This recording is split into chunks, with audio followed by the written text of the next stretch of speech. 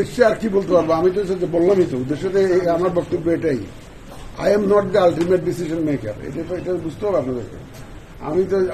আমি ইলেকশন কমিশনকে রিপ্রেজেন্ট করি, আমি ইলেকশন কমিশনের পক্ষে কথা বলতে পারি, ইলেকশন কমিশনের অবস্থান তুলে ধরতে পারি সরকারের কাছে।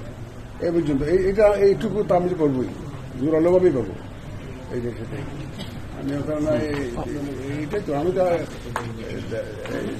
তাই না, আমাদের যেখানে যেখানে যা যা করার বক্তব্য তুলে ধরার জায়গা আছে সেসব জায়গায় আমরা তুলে ধরবো। Thank you sir. This is loud and clear. মাননীয় কমিশন আমাদের বলেছে এনআরডি যাতে কিন্তু না যায় তার জন্য স্যাররা জবাবদিহি গ্রহণ করবে। আমরা স্যারদের সাথে আছি।